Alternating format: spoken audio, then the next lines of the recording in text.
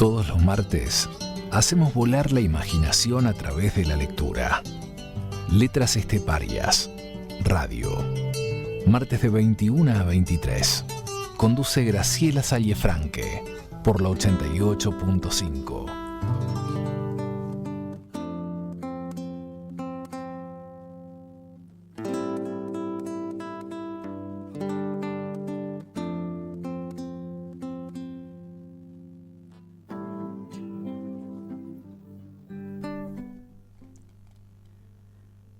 La marcha por aquella senda mucho más estrecha y con una arboleda más tupida hizo de la patrulla una línea de hombres moviéndose lentamente, rodeando el cerro hacia el sur, hacia el Paso del Diablo.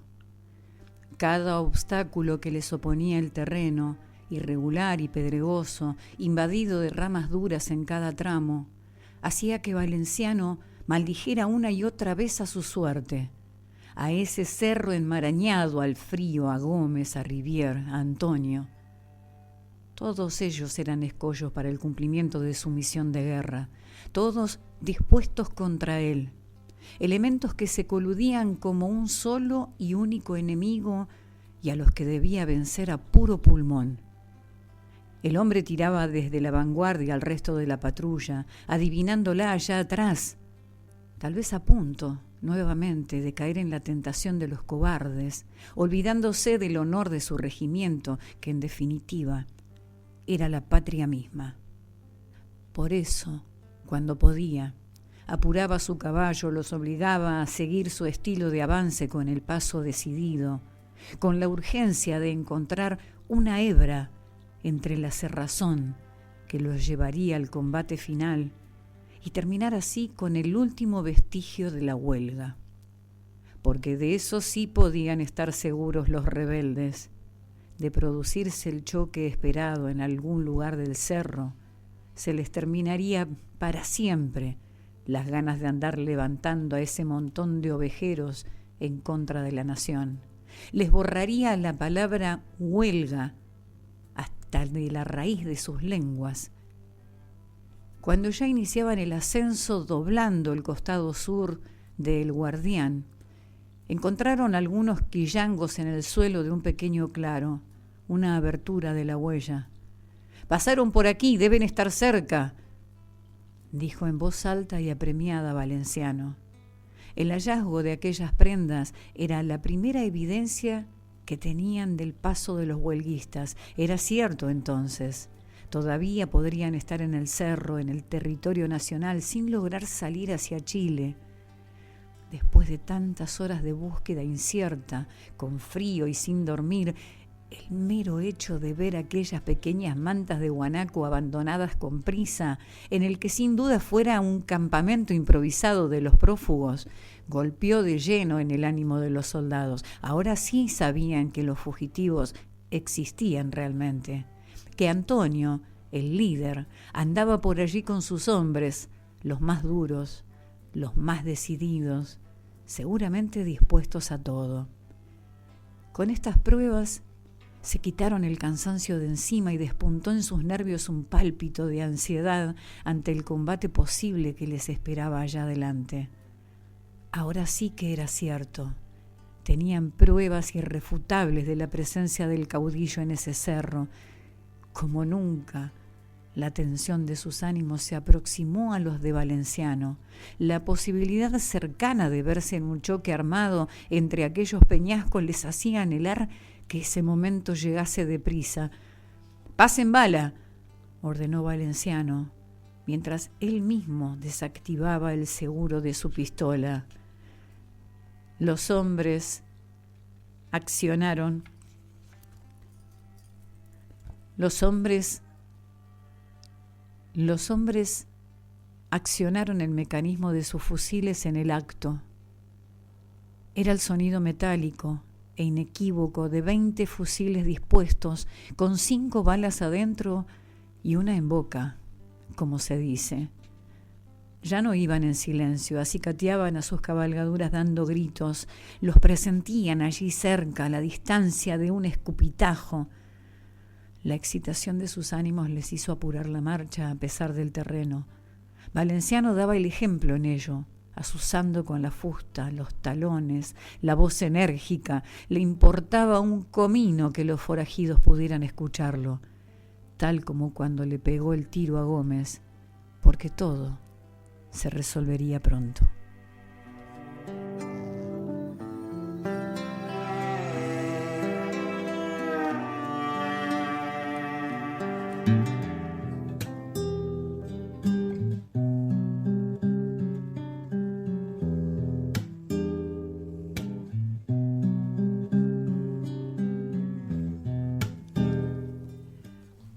Pero muy buenas noches, gente linda del Calafate, gente linda de la provincia, de nuestro país entero, completito, y de todos los puntos en donde en este momento, como lo han hecho a lo largo del día, seguramente estén sintonizando la 88.5 Radio Municipal El Calafate. Estamos comenzando Letras Esteparias Radio en este día martes 17 de junio, con una semana a nivel literario súper cargadita, así que tenemos un montón de cosas para compartir con ustedes.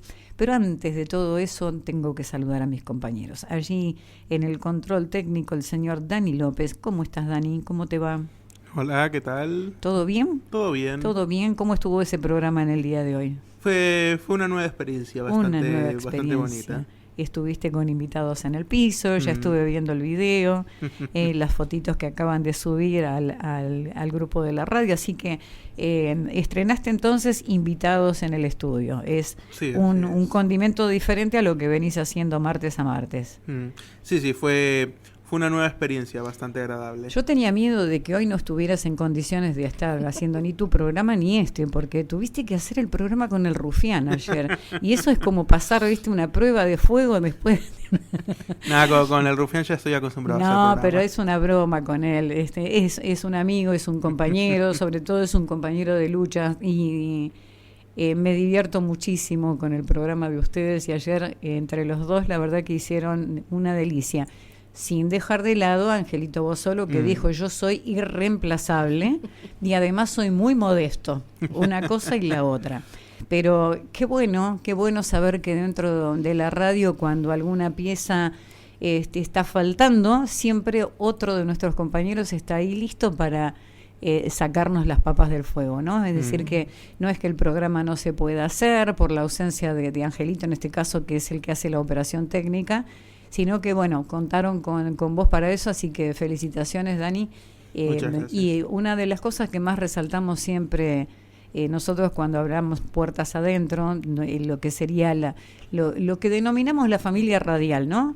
Es esta cuestión del compañerismo en todo sentido, porque todos nos encargamos de difundir y de compartir los programas de todos y lo que pasa en cada programa es importante para nosotros porque es la programación de la radio y entonces estamos todos siempre atentos a lo que hacen nuestros compañeros para poder también replicarlo en nuestras redes y con la gente cercana para decirle, che, tienen que escuchar el programa del martes a las 7 de la tarde, no saben lo bueno que está, lo mismo con el jueves, los programas de todos los días, porque hay, como lo decimos siempre, géneros para todos los gustos.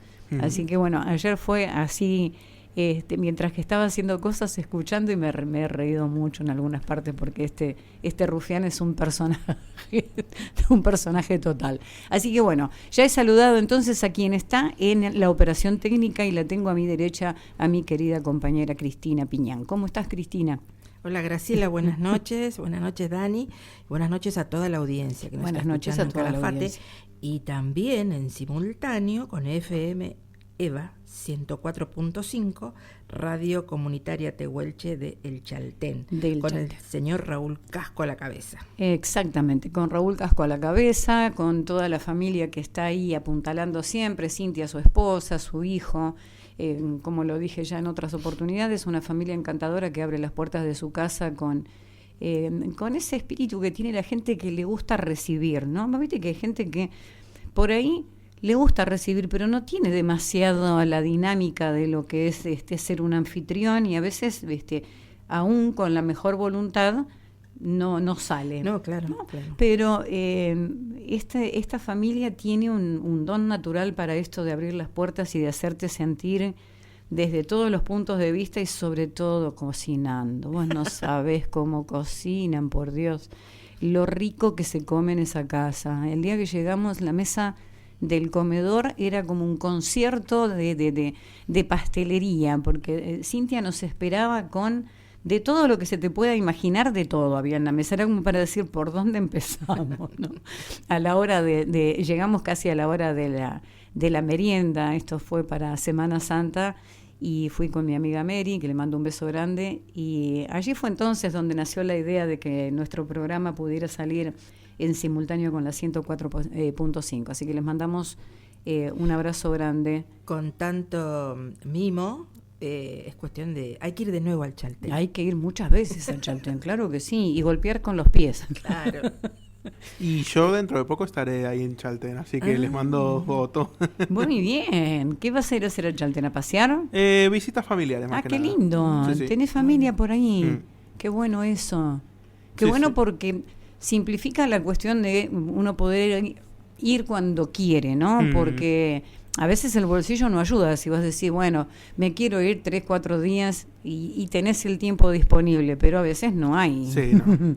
No hay resto como para decir, bueno, me pago 3 o 4 días de hostel, que hay hostels muy lindos, que no son tan, digamos, tan caros, pero que igualmente cuando el bolsillo no ayuda, no ayuda. Y entonces tener la posibilidad de que hay amigos, de que hay familia, es un puntito a favor, es pero un poroto. Un flor de punto a ¿Te favor. parece? Es como, porque Chaltén es un lugar al que uno quiere ir todo el tiempo. No sé, a mí por lo menos me pasa eso. Es un lugar tan lleno de magia, mágico, de energía, claro, es una claro. cosa tremenda. Así que bueno, un saludo muy grande entonces para toda la gente de Chaltén. Hoy no hablé con Andrés, le iba a mandar un mensajito temprano y se me fue pasando la tarde y no lo hice, pero sí estuve en contacto. Andrés habló de Andrés Arias, nuestro invitado del martes pasado, doctor que se ha vuelto a Buenos Aires, y tuvimos unos mensajes muy lindos con respecto a la presencia de Andrés aquí, que le recordamos a nuestro querido compañero, el poeta David Contreras. Se fue llevando 3 ejemplares de libros patagónicos. En el día del encuentro de lectura ya se le había otorgado la antología poética del Calafate, que fue un obsequio que le hizo David, y vos le regalaste la antología de Santa Cruz Lee. De Santa Cruz Lee. Y después de los libros que había dejado David, también llevó Desarraigos entre el norte y el sur, y llevó la antología de Gregores. Así que lo mandamos para Buenos Aires, pero llenísimo de literatura santocruceña, patagónica, y como para que le den muchas ganas de volver. Exactamente, para que vea que acá los tratamos súper bien. Y como les decía al principio, fue una semana así en la que en todas las efemérides tuvieron que ver con lo literario. Y tuvimos una semana hermosa, ¿no es cierto? Sobre todo el día viernes, fue un día espectacular.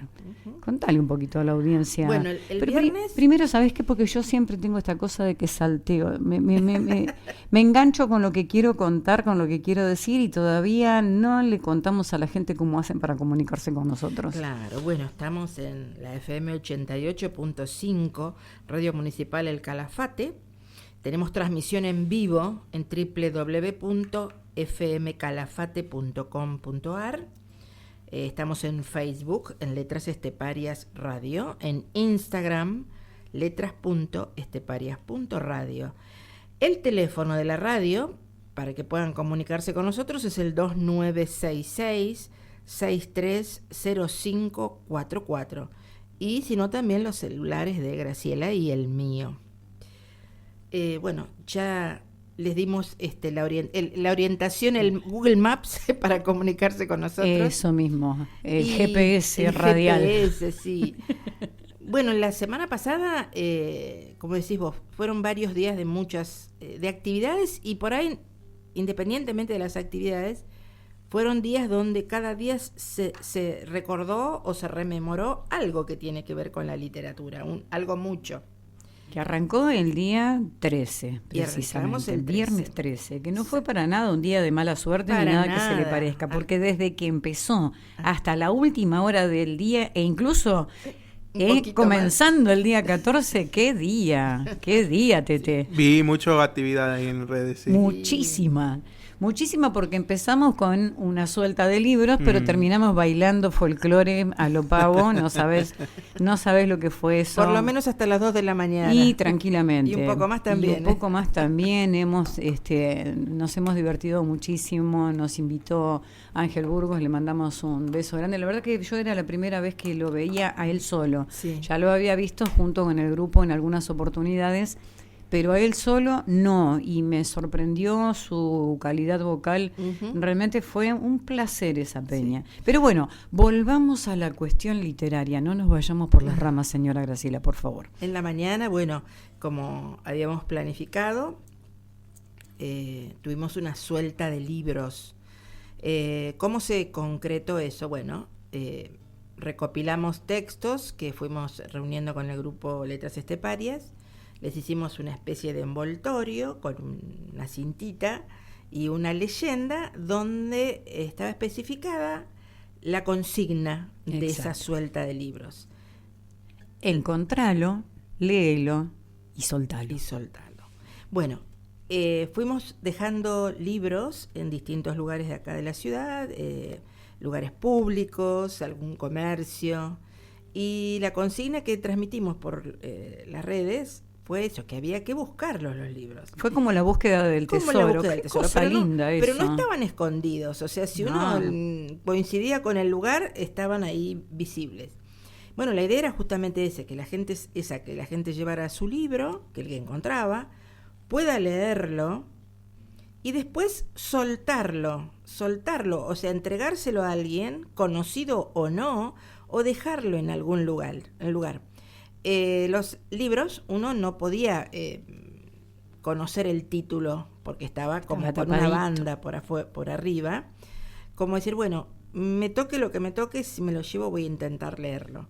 Así que bueno, fue una actividad muy emocionante porque enseguida ya nos empezaron a decir, mostrar por fotografía gente que había encontrado libros o lugares donde habíamos llevado y ya no quedaba ninguno a la vista. Ya en la misma mañana, antes del mediodía. Y bueno, suponemos que a lo largo de la tarde todos los que estaban por ahí se los llevaron. Sin duda, yo pasé por uno de los comercios de la avenida y unas 2 horitas después, un poco más, y ya no quedaba ni un solo libro. y vos imaginás, de hecho, yo tuve la tentación de hacer algo y después dije, no, me parece que sea muy correcto que digamos, porque tenía unas ganas de ir y sentarme a ver qué y esperar, viste, quién venía, quién agarraba el libro, sacarle una foto. Después digo, no, porque es como meterse un poco también en la intimidad de las personas, no está bueno, y entonces me quedé con las ganas, pero imaginaba eso. Sí. A mí me gusta mucho esta cuestión de la búsqueda del tesoro y algunas pistas se había tirado a través de la página de Letras Esteparias. Por ahí fotografías donde estaban los libros sin mostrar el frente del lugar. Pero quienes concurren a ese sitio habitualmente, vos reconoces el espacio. Entonces enseguida decís, uy, esto es el esto es el Samic, esto es el Formenti, bueno, esas cosas. Y fueron más de 60 ejemplares que como bien estuvo planificado, la idea era esa, ¿no? O sea, dejarlos en distintos lugares donde hubiera mucha circulación y donde ese libro llegara a alguien realmente como un verdadero tesoro. Ahí recién me llega un mensajito de Silvia de la Riestra, que dice, bueno, súper saludos para los amigos calafateños desde Jujuy, una adicta a Letras Esteparias.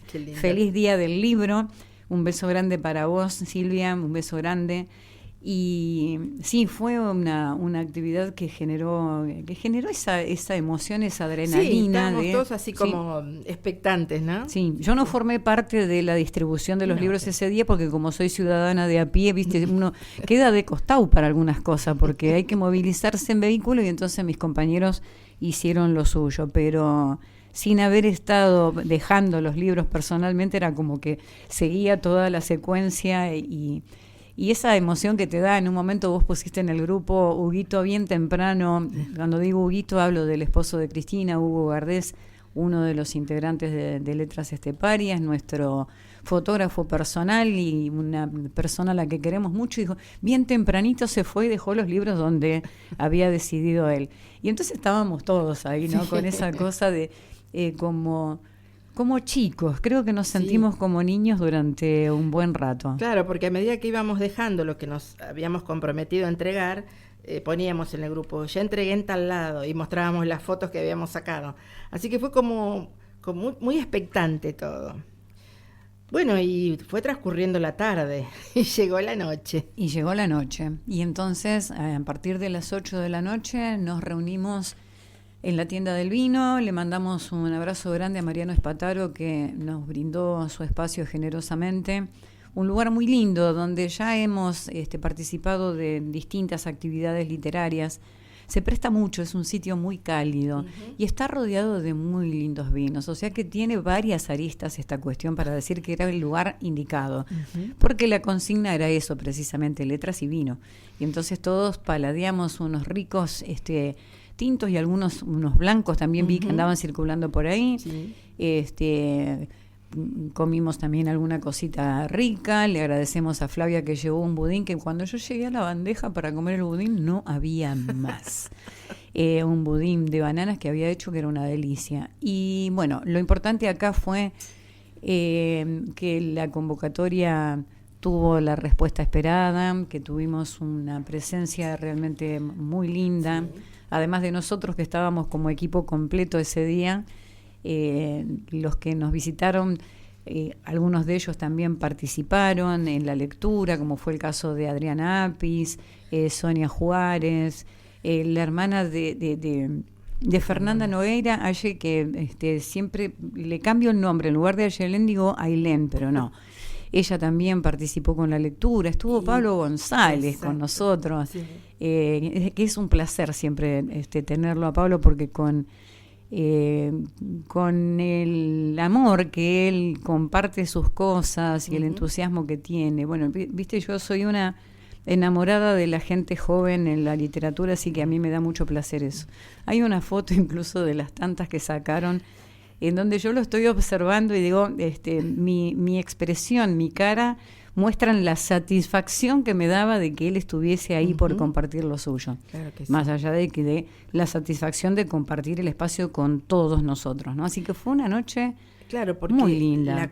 La idea del evento del viernes a la noche era que el grupo Letras Esteparias iba a leer el grupo. El grupo solamente. Y después, bueno, los que quisieran ir a escuchar y a compartir con nosotros, genial. Pero bueno, sobre la marcha, las personas que nombró Graciela recién, fuera de letras, tenían también ganas de leer. Estaba como en la gatera, ¿no?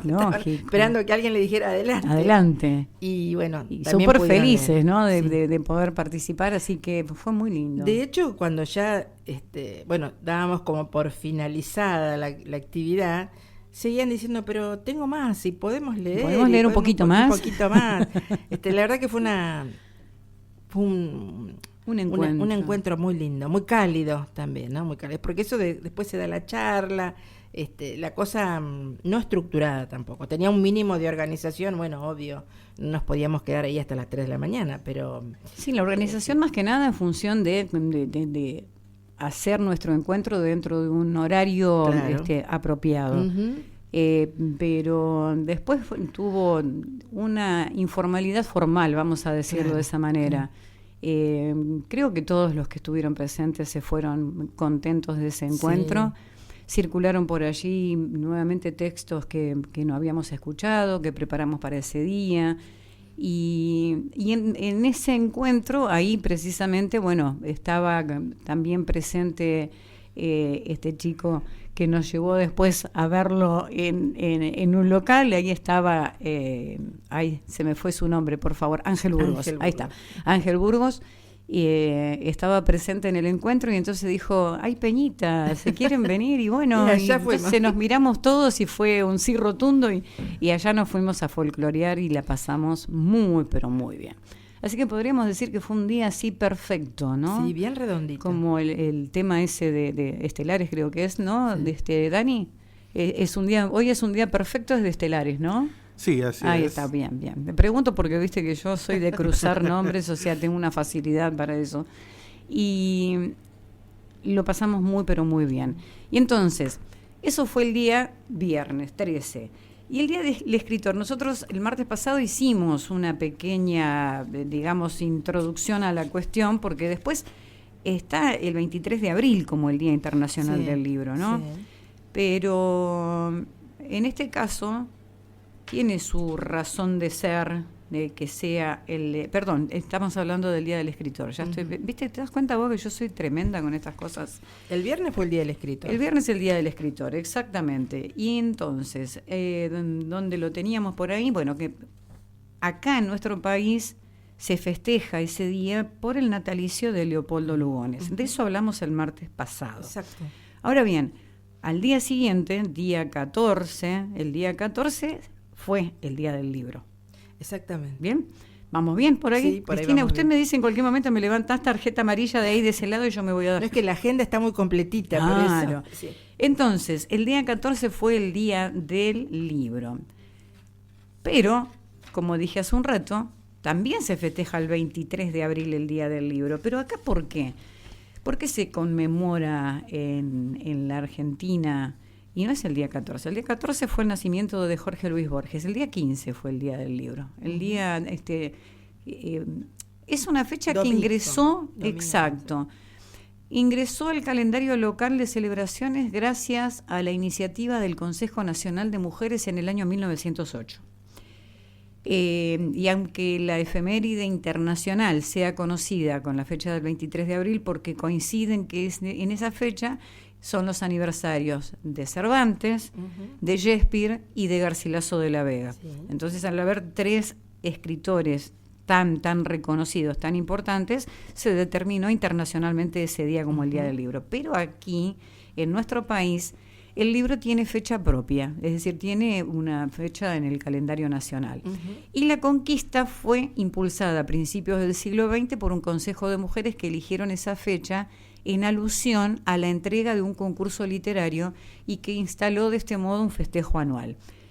Pero esto, de 1908 pasaron un montón de años, porque recién en el año 1924 el Consejo logró que el festejo tomara estado nacional, al conseguir que el presidente, que en ese momento era Marcelo Torcuato de Alvear, declarara la fecha como fiesta del libro. Inicialmente fue fiesta del libro. Él dijo, entre otras cosas, es del mayor valor educativo consagrar un día especial del año a la recordación del libro como registro imperecedero del pensamiento y de la vida de los individuos y las sociedades, y como vínculo indestructible de las generaciones humanas de todas las razas, de todas las lenguas, de todas las creencias, etc. Eso decía el decreto presidencial citado por el Ministerio de Cultura de la Nación, año 1924. Y a lo largo del tiempo la denominación fue tomando nuevos nombres. De Fiesta del Libro cambió en el año 1941 por una resolución del Ministerio de Educación a la denominación de Día del Libro, que es la que se mantiene hasta hoy. Y además, en el año 2011, como tema, digamos, adicional, Buenos Aires fue elegida por UNESCO como la capital mundial del libro, ¿no? Miren qué cosa más linda. Qué lindo. Bueno, esa es la razón por la que entonces el 15 de junio aquí en nuestro país se festeja el Día del Libro. Y me salté el día 14, que en realidad también está relacionado con la literatura, porque es el natalicio de Jorge Luis Borges. Mire, a Jorge Luis Borges nosotros le tenemos que dedicar mucho tiempo en el programa, porque es un autor, primero y principal, es uno de los autores más importantes que tenemos en la literatura argentina y a nivel... Me mira y asiente con la cabeza, Dani, ¿no? ¿Qué te parece a vos, Dani? Y al menos si vamos a la opinión popular, el número 1 es Borges. Sí. No hay discusión en eso. Bueno, a mí me gusta mucho una entrevista que le hacen a Alejandro Dolina, Sí. En donde de alguna manera el entrevistador un poco lo chicanea, ¿no? Porque Alejandro Dolina, como es bien sabido, es peronista, es muy peronista, es una persona con un sentido de pertenencia a este movimiento político muy fuerte. Y entonces se ponen a hablar de Borges y él dice que Borges es el mejor de todos los tiempos. Hablando de la literatura, para él Borges es el mejor de todos. Y sí, porque no solo entrando al ámbito mundial, Borges está entre las más grandes mentes del mundo de la escritura que ha habido. Sin duda. Es literalmente alguien que no tiene nada que envidiarle a un Chekhov, a un Dostoyevsky, ni siquiera a un Eisenhower tampoco. Tenía, porque yo sostengo que todas estas personas que alimentan nuestra alma a través de las distintas expresiones del arte, yo siempre digo que no se mueren, simplemente se sientan en otra orilla porque nos queda toda su obra para seguir disfrutándolo por siempre. Y en el caso de Borges, yo me pongo a leer los textos de él y viste cuando vos decís, sobre todo a los que nos gusta escribir, ¿no? Sí. Como en mi caso, el de Cristina, y vos decís, ¿qué hago yo? con una hoja de papel en blanco después de leer un texto de Borges en donde decís, qué manera de utilizar el lenguaje, las palabras. Hay una forma de hilar todo en un texto que me parece algo maravilloso. Y entonces, volviendo a Dolina, le dice este entrevistador que no era un poco contradictorio esto de ser peronista y gustar de Borges, y la respuesta fue cortita, sencilla y muy linda. Yo soy peronista, pero no estúpido. Claro, totalmente. ¿No? Soy peronista, pero no soy estúpido. O sea, negar o plantearse, lo decía Dolina en esa entrevista que es bastante larga. Es un periodista español, si no estoy en un error.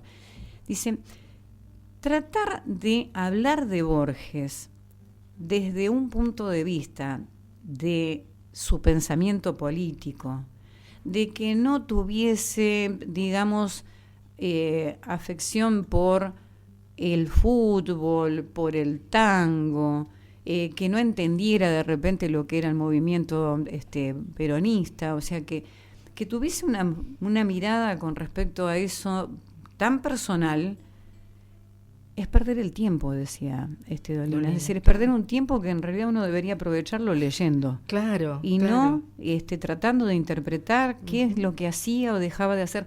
Lo dijimos hace poco cuando fue el fallecimiento de Vargas Llosa, exactamente lo mismo. O sea, uno puede no comulgar con él políticamente hablando, pero tenés que dejar de lado esa cuestión y someterte, en el buen sentido de la palabra, a todo lo que han dejado, o sea, claro, toda entregarse su obra. al talento de ellos. Exacto. Y en lo posible prescindir. Exactamente. Bueno, y eso entonces fue lo que ocurrió también un 14 de junio. Y le vamos a dedicar más tiempo porque queremos traer con Cristina, porque Borges es uno de los autores que no hemos tocado todavía, y entonces armarnos algo muy lindo para compartir con ustedes, que como hay muchas cosas, entonces no nos parece justo que sea alguien que lo toquemos así al pasar. Va a ser como un programa dedicado a Borges. Exactamente. Y hoy, 17 de junio, siguiendo con estas cuestiones de las efemérides que tienen que ver con lo literario, es el Día del Editor. Y el Día del Editor es un día que tiene su razón de ser en algo muy... Lo veníamos charlando con Cristina en el camino. Yo una vez escuché que para un escritor, un editor puede o bien ser su mejor amigo o su mayor enemigo. Sin dudas. Pero no te quepa la menor duda de que es así. Porque el editor, primero, es el que corre con los tiempos muchas veces de un escritor. Imagínate, yo pienso, ¿no? Si Sasturain hubiese tenido un editor que le venga taladrando. Siempre voy a Sasturain porque me parece re loco esto de que haya empezado a escribir un libro que lo terminó 37 años después y que lo publicó 37 años después. Qué maravilla, como para pensar que a veces las cosas no salen así como soplar y hacer botellas, ¿no? O sea, hay quienes necesitan de dejar un texto, de dejarlo y de retomarlo con el tiempo y madurar esa idea. Y el editor en este caso es alguien que trabaja en otro nivel, porque el objetivo final sin dudas va a ser esa obra y va a ser la publicación, pero los intereses personales de uno y de otro son distintos. Claro, van por distintos carriles en algún punto. Y entonces, si el escritor no tiene una cuestión así muy, ¿no? Como decís vos, Dani, que sean, no sé si amigos, pero una cuestión muy de tolerancia, de respeto, ¿no? Sí, sí. A mí me es interesante mucho cómo funciona el trabajo del editor en el rubro gráfico del cómic, porque es básicamente que tiene que estar con el autor casi que diario, ya que en el cómic, pues como es algo más a veces semanal o mensual, implica estar muy pendiente de cómo se va desarrollando. El trabajo ahí, codo a codo. Sí, sí. Y creo que algo así debe haber pasado con el libro Soto, por ejemplo, ¿no? Probablemente. Y queremos mandarle un saludo muy, muy especial, bueno, a todos los editores, pero a alguien en particular que es nuestro de aquí, del Calafate, Marcos Aguilera, le mandamos un saludo muy grande. Sabemos que allí en su espacio literario en la librería Cenecios lo podemos encontrar. Muy lindo lugar, ¿eh? Es muy lindo y, bueno, Distancia Editora es precisamente su emprendimiento en este rubro. Y fue uno de los responsables junto con Alberto Chaile y con Julieta, ¿me recordás el apellido de Julieta? Julieta. Julieta, no, ya les voy a decir porque tiene un apellido compuesto, así que ya se los digo, que tenía que ver con la ilustración, ¿no? Tenía que ver con eso. Y Marcos Aguilera tuvo que ver con la reedición del cuento El último invierno, así que... de Héctor Rodolfo Peña. De Héctor Rodolfo Peña, exactamente. Así que, vieron, todo tiene que ver con todo en esta cuestión. Todo tiene que ver con absolutamente todo. Y fuera del ámbito literario, pero que tiene igualmente que ver con los distintos escritores que han podido volcar en una suerte de biografía novelada. También hoy es el día del nacimiento de Martín Miguel de Güemes, ¿sí? Que de él nos vamos a ocupar después. Pero ahora les contamos, para que cerremos ya con esta cuestión de las efemérides y vayamos a nuestro primer tema musical, ¿por qué es el día del editor? Bien. ¿No? ¿Por qué razón se conmemora en nuestro país en este día el día del editor? Y a ver por dónde estamos, por aquí, esperen porque se me perdió la hojita, aquí estamos, bien. El Día del Editor en la Argentina se debe a un señor de nombre Boris Spivakov. Desde luego era un editor, pero no era cualquier editor. Él fue el primer gerente general de Eudeva, la editorial universitaria de Buenos Aires, que convirtió ese sello en uno de los más importantes del mundo. También fundó el Centro Editor de América Latina y por ese trabajo ganó el Premio Sudamericano de Ciencias Sociales y el título de profesor honorario de la Universidad de Buenos Aires. Pero su historia empieza antes de su nacimiento, de alguna manera, con sus padres, inmigrantes rusos de origen judío, activistas políticos que además rompieron con el mandato religioso de la familia y se hicieron ateos, simplemente. Llegaron a la Argentina, como suele decirse, con una mano atrás y otra adelante. Mamá y papá, decía Boris, eran gente revolucionaria. Mamá tenía pensamientos más intuitivos, papá era un intelectual, pero alimentado también por lazos afectivos. En Rusia su madre estuvo presa por las actividades que realizaba, sus actividades revolucionarias. Y de eso y de tanto más le hablaron ellos al pequeño Boris, que nació un 17 de junio del año 1915.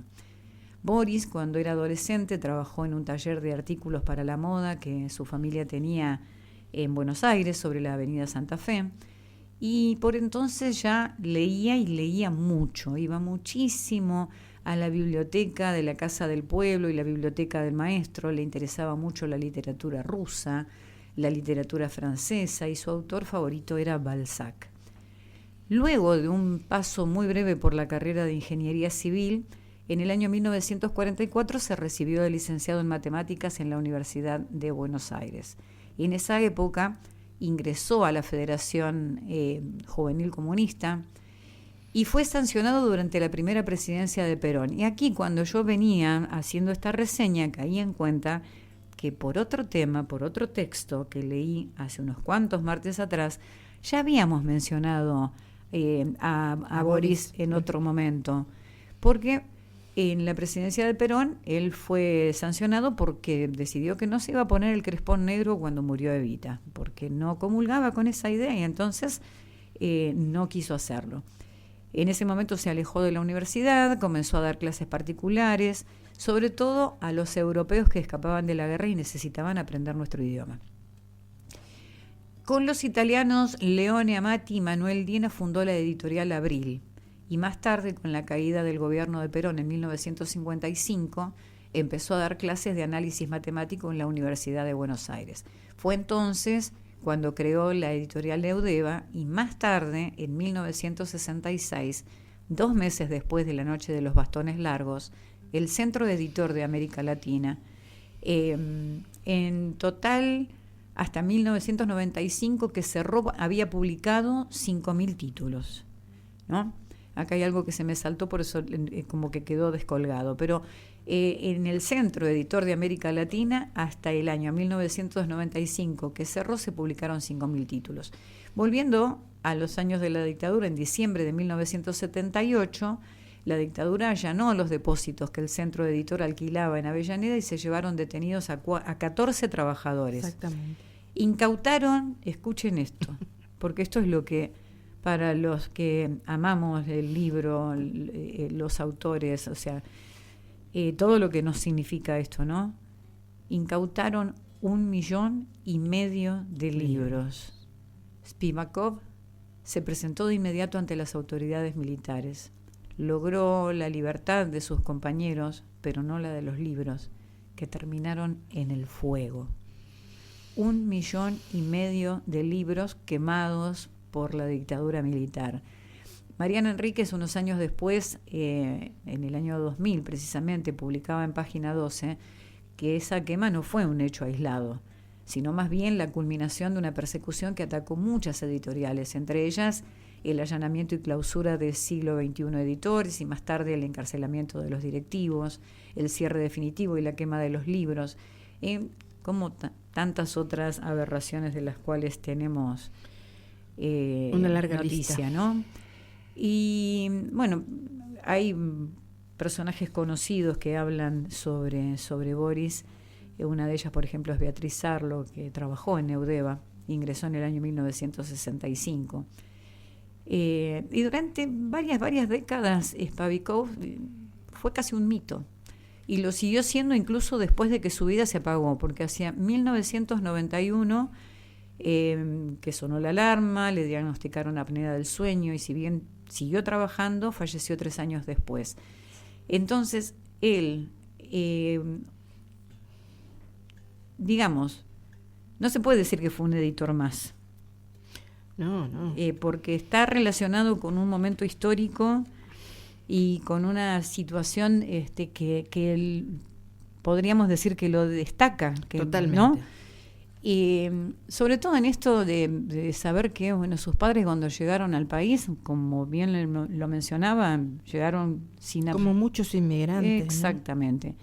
Y él logró, digamos, con esfuerzo, con estudio, con sacrificio, lo que hizo. Pero me parece que ese momento clave de la historia de nuestro país, y que él se haya expuesto, porque al haberse presentado ante las autoridades también podría haber quedado preso él, ¿no? O sea, lo podrían haber matado. Entonces lo podrían haber encarcelado como a todo el resto, pero se arriesgó por sus compañeros y, bueno, lamentablemente lo que no pudo rescatar fueron los libros que se habían llevado. Estaba leyendo, mientras vos hacías mención a Boris una pequeña síntesis que dice: el Día del Editor es una oportunidad para valorar la importancia del trabajo de los editores, quienes seleccionan, revisan, preparan y coordinan el material que llega a las manos de los lectores. Su labor es esencial para la difusión de ideas, conocimientos y obras literarias, enriqueciendo la cultura y promoviendo el acceso a la información.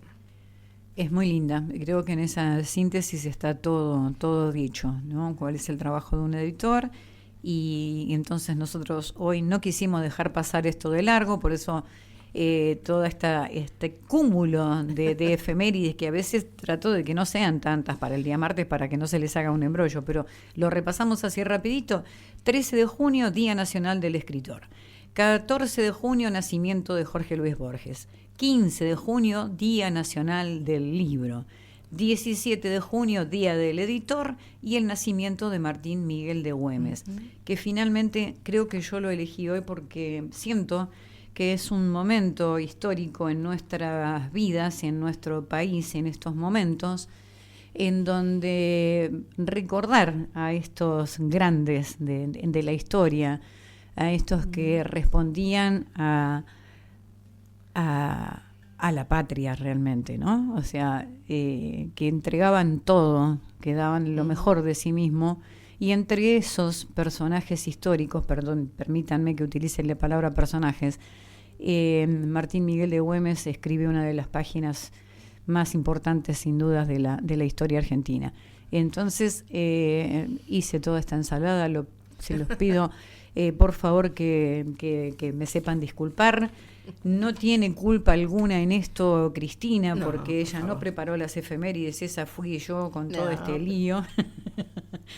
Y vamos a ir al primer tema musical, pero déjenme hacer una pequeña reseñita que escribí hoy, algo muy, muy, muy breve con respecto a nuestro primer tema musical, que tiene que ver con estas noticias con las que seguramente todos nos fuimos a dormir ayer sin saber qué podría llegar a ocurrir del otro lado del mundo, ¿no? O sea, que estos enfrentamientos en donde la paz mundial es una utopía realmente. O sea, hablar de la paz mundial mientras que se están asesinando de manera permanente, ¿no? a toda una etnia, es como decir de qué paz estamos hablando. No existe la paz mundial. O sea, nosotros podemos sentirnos agradecidos de vivir en un lugar que está tan lejos de esos conflictos, pero eso no significa que esos conflictos no existan. Entonces, hoy elegí para compartir con ustedes un tema archiconocido para todos, que ya fue grabado creo que en más de 40 idiomas, y creo que me estoy quedando corta, que es Solo le pido a Dios, de León Gieco, y él habla de que el dolor, que lo injusto, que el engaño, que el futuro y sobre todo que la guerra no nos sea indiferente. Estás escuchando a Graciela Sallefranque en Letras Esteparias Radio. Hasta las 23 por la 88.5.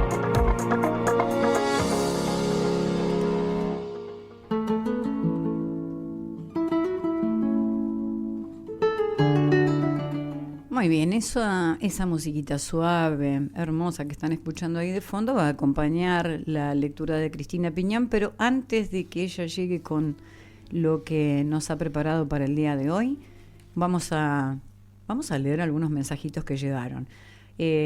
Andrés Arias ahí dijo hace ya unos cuantos minutos, ahora lo sintonizo, así que imagino que debe estar ahí escuchándonos. Azul Calizaya, que nos manda un pulgarcito para arriba, una carita con corazones. Silvia de la Riestra dice: siempre ha sido y será mi frase favorita, leer por placer es un placer. Tal cual, Silvia, tal cual. ¿Te imaginas vos cuánto placer le han negado a tanta gente cuando quemaron 1,5 millones de libros? Me da escalofríos, es tremendo.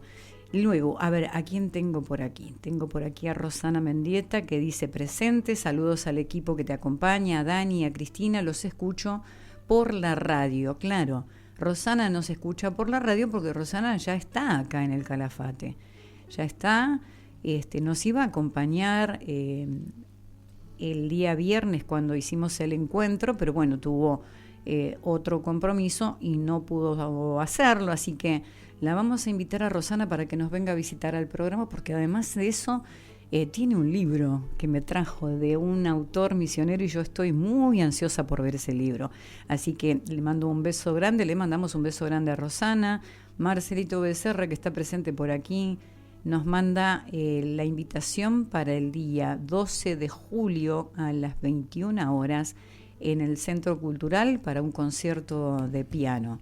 Sebastián Olmedo, violinista de Córdoba, va a estar junto a músicos locales, Germán Faber, Victoria Barrocal, y los músicos invitados serán precisamente Marcelo Becerra y Nicolás Silva. Esto se lleva a cabo en el Centro Cultural, forma parte de todas estas actividades que se están realizando precisamente para generar los fondos que tienen como destino pagar ese hermoso piano que hay en el Centro Cultural y que suena que es una maravilla. Uh-huh. Así que ahí ya lo pasamos, lo vamos a compartir. Graciela González que dice gracias, y acá algunos que nos levantan el pulgarcito para arriba. Ya vamos a seguir leyendo entonces los mensajes que vayan llegando.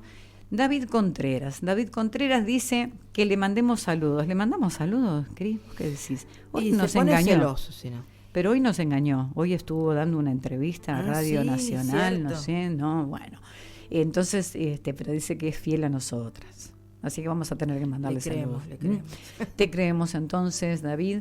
Comadre dice, mande saludos, la estoy escuchando. Lo de comadre es una forma en la que nosotros nos tratamos. Él es compadre, yo soy comadre. No seguimos después la frase, o sea, tranquilos. ¿Vieron? Porque son palabras que se prestan para que uno después diga otra cosa. No. El comadre y el compadre es una cosa muy de tierra adentro, digamos, ¿no? Y nosotros nos divierte esta forma del trato. Y quiere, bueno, que entonces le mandemos saluditos. Hoy en la tarde le hicieron un reportaje en Radio Nacional, así que estuvo saliendo por 20 repetidoras por lo menos. Le mandamos un abrazo grande y prometemos que vamos a estar revisando unos textos que han quedado en nuestras manos para hacer una revisión, tanto en las manos de Cristina como en la mía, y a medida que vayamos avanzando con ese trabajo lo vamos a ir poniendo al tanto, ¿no? Sí, claro que sí. Bien. Tiene mucha confianza, o sea, nos confía algo muy importante como es un poemario. Después dice que a él no le gusta que le digan lo que tiene que hacer, pero no es tonto, porque cuando necesita de algo extra, ahí viene, ahí está el pie el muchacho. Un abrazo grande para vos, David, para toda tu familia. Y bueno, entonces ahora sí, vamos a escuchar a Cristina. ¿Qué autor vamos a compartir hoy, Cris? Los libros se respetan usándolos, no dejándolos en paz. Los libros no están hechos para que uno crea en ellos, sino para ser sometidos a investigación. Cuando consideramos un libro, no debemos preguntarnos qué dice, sino qué significa. Estas son palabras de Umberto Eco. Umberto Eco nació en Alessandria, al norte de Italia, el 5 de enero de 1932.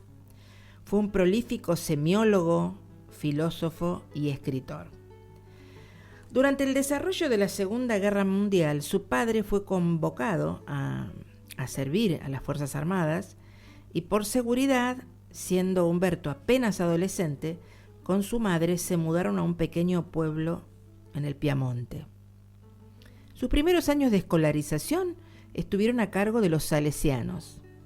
En 1954 se doctoró en Filosofía y Letras en la Universidad de Turín, con un trabajo que publicó 2 años más tarde bajo el título El problema estético de Santo Tomás de Aquino. Después de doctorarse, trabajó como editor cultural para la RAI, la Radio Televisión Italiana, y también como profesor en las universidades de Turín y Florencia, entre 1956 y 1964. Durante esos años tomó contacto con un grupo de artistas, pintores, músicos y escritores denominado Grupo 63. Esta participación influyó en su futura carrera como escritor. Umberto Eco fue un distinguido crítico literario, pero recién empezó a publicar en la madurez, aunque en sus últimas conferencias mencionaba sus experiencias literarias cuando era joven, que incluyeron la edición artesanal de un cómic. En 1966, a los 30 años, comienza su obra narradora, publicando algunos cuentos para niños. 2 de esos cuentos llevaban por título La bomba y el general y Los 3 cosmonautas. Posteriormente escribe El misterioso fin del planeta Tierra, también un cuento, pero esta vez sí dedicado al público adulto. En 1980 se consagra como narrador con la novela histórica culturalista El nombre de la rosa. Esta obra admite múltiples lecturas, como novela filosófica, como novela histórica o novela policíaca, aunque también desde el punto de vista semiológico. La novela se articula como una fábula detectivesca, ambientada en el año 1327 en un monasterio benedictino. Fue un sonoro éxito editorial, traducido a muchos idiomas y llevada al cine en 1986 por el director francés Jean-Jacques Annaud. El actor principal de la versión en la película fue el señor Sean Connery. Dentro de su extensa obra literaria, Umberto Eco, de su obra literaria, vamos a nombrar las siguientes novelas. El péndulo de Foucault, en 1988, que es una fábula sobre una conspiración secreta de sabios en torno a temas esotéricos. La isla del día antes, en 1994, que es una parábola kafkiana sobre la incertidumbre y la necesidad de respuestas. Baudolino, en el año 2000, una novela picaresca ambientada también en la Edad Media y que fue otro exitazo rotundo. La misteriosa llama de la reina Loana, en 2004, y El cementerio de Praga, en 2010. Y su última novela publicada en vida, que se tituló Número 0, en 2015. También se explayó en otros géneros con una particularidad prolífica asombrosa. Nos referimos a los ensayos. Dentro de cada ensayo había numerosos subtítulos. Nombramos algunos de esos ensayos: Obra abierta, Diario mínimo, Segundo diario mínimo, La estructura ausente, Las costumbres de casa, Las formas del contenido, Tratado de semiótica general, Semiótica y filosofía del lenguaje, Kant y el ornitorrinco, entre otros títulos, todos ellos publicados entre 1962 y 1998. Entre los años 1975 y 2008 se desempeñó como profesor en la Universidad de Bolonia, donde a su retiro fue nombrado profesor emérito de la Cátedra de Semiología. Umberto Eco fue reconocido mundialmente como ateo, pero muy interesado en los temas de la religión. Dentro de su particular visión sobre los medios de comunicación, reflexionó sobre Internet y en concreto sobre Wikipedia, de la que tenía una opinión ambivalente, resultado de la tensión entre la necesidad de integración y el rechazo de los rasgos negativos, tal como lo expone en su ensayo Apocalípticos e integrados. En lo político, Umberto Eco fue un acérrimo crítico del gobierno de Silvio Berlusconi en Italia, lo que puede verse explícitamente reflejado en su obra De la estupidez a la locura, que es una recopilación de artículos de prensa que seleccionó el mismo Umberto Eco y que fue publicada pocos meses después de su fallecimiento el 19 de febrero de 2016. Durante su extensa trayectoria, recibió múltiples premios a nivel internacional. Y una curiosidad: el escritor había dejado expresas indicaciones sobre no realizarse homenajes con él como protagonista hasta que hubieran transcurrido 10 años de su desaparición física. De hecho, su sepelio fue una ceremonia muy íntima y con muy pocos asistentes. Tenemos que decir que todavía no transcurrieron los 10 años de su fallecimiento. Vamos a leer un pequeño fragmento de El nombre de la rosa y después, si tenemos tiempo, un par de frases también sacadas del texto. A ver si lo encontramos ligerito por acá.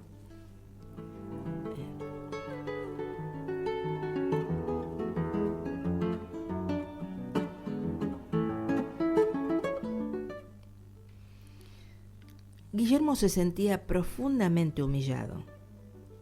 Traté de consolarlo, diciéndole que hacía 3 días que estaba buscando un texto en griego y era natural que hubiese descartado todos los libros que no estaban en griego. Él respondió que sin duda es humano cometer errores, pero que hay seres humanos que los cometen más que otros, y a estos se los llama tontos, y que él se contaba entre estos últimos.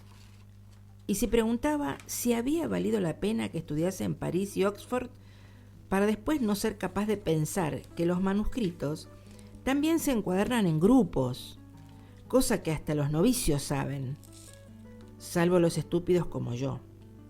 Y una pareja de estúpidos tan buena como la nuestra hubiera podido triunfar en las ferias, y eso era lo que teníamos que hacer en vez de tratar de resolver misterios, sobre todo cuando nos enfrentábamos con gente más astuta que nosotros. Otro fragmento. El diablo no es el príncipe de la materia. El diablo es la arrogancia del espíritu, la fe sin sonrisa, la verdad jamás tocada por la duda. El diablo es sombrío porque sabe a dónde va y siempre va hacia el sitio del que procede. Eres el diablo y como el diablo vives en las tinieblas. Si querías convencerme, lo has logrado. Te odio, Jorge, y si pudiese te sacaría a la explanada y te pasearía desnudo.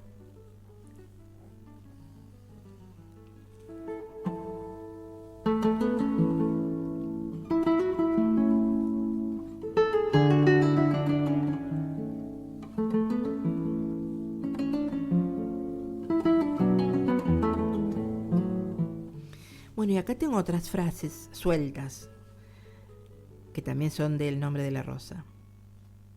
No habría sido un buen franciscano si no hubiese pensado que a menudo nuestro Señor habla por boca de los pobres, de los desheredados, de los idiotas, de los analfabetos. El gran Buenaventura decía que la tarea de los sabios es expresar con claridad conceptual la verdad implícita en los actos de los simples.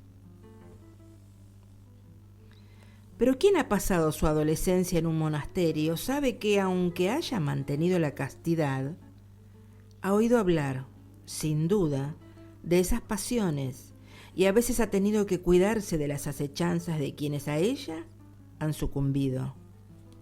¿Acaso yo mismo, joven novicio, no había recibido en Melk misivas de cierto monje ya anciano que me escribía el tipo de versos que un laico suele dedicarle a una mujer? Los votos monacales nos mantienen apartados de esa centina de vicios que es el cuerpo de la hembra, pero a menudo nos acercan muchísimo a otro tipo de errores. Por último, ¿acaso puedo dejar de ver que mi propia vejez aún conoce la agitación del demonio meridiano, cuando en ocasiones, estando en el coro, mis ojos se detienen a contemplar la pálida tez de un novicio.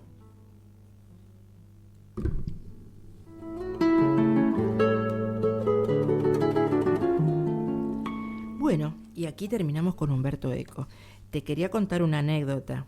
Tengo en mi poder esta última edición de La estupidez a la locura de Umberto Eco.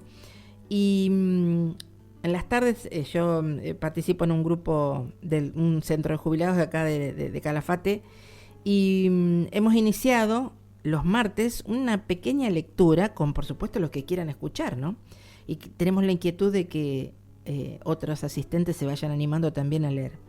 Bueno, hoy llevé justamente a Umberto Eco y leí un pequeño capítulo que es toda una ironía, que comienza diciendo Umberto Eco que su médico le había recetado un medicamento, que para evitar cuestiones legales le iba a dar un nombre de fantasía. Bueno, le pone un nombre.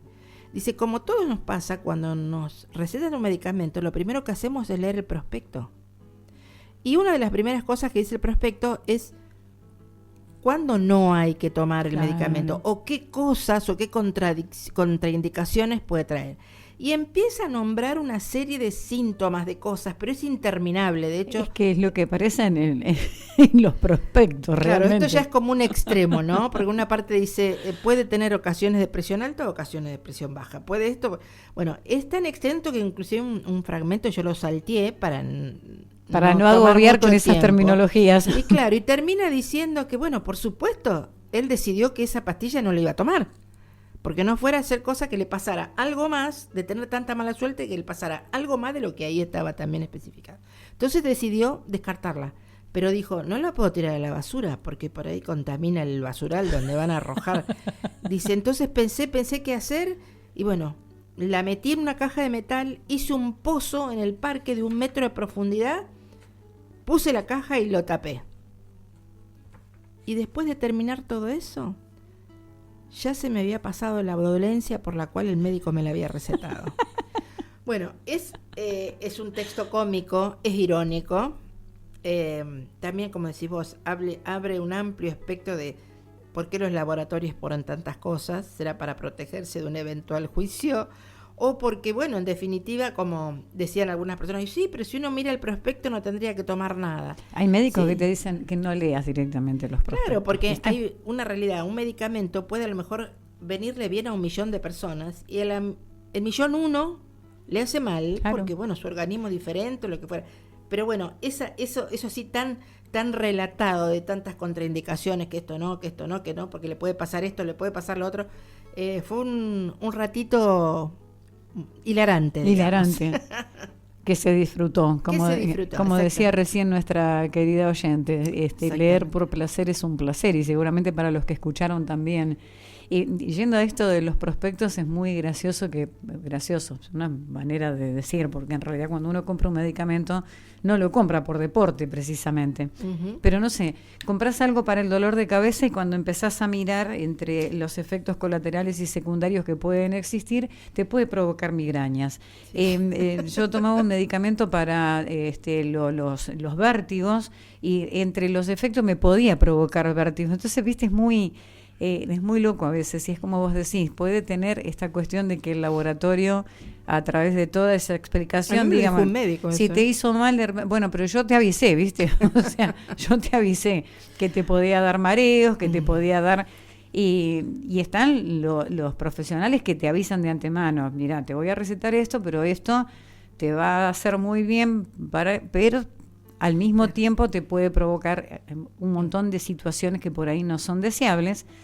Y creo haber leído ese texto del que hablas así de manera suelta, porque el libro no lo leí, pero seguramente en alguna parte leí esa parte de donde hace la descripción de todo. La contraindicación. No, es tremendo. Es muy gracioso. Bueno, perdón. Sí, no. No, iba a decir que para terminar con Umberto Eco vamos a escuchar una versión, Si bastase una canción, pero en la versión de Eros Ramazzotti y Luciano Pavarotti, 2 italianos en honor a Humberto Eco.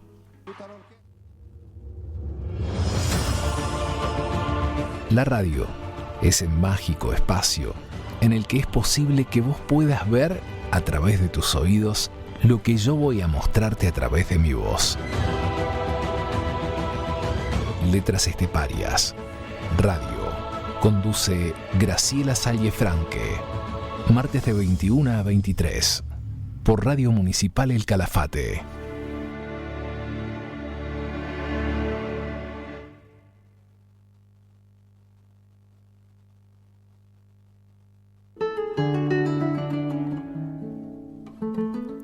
Bien, y voy a comenzar este bloque haciendo una fe de ratas.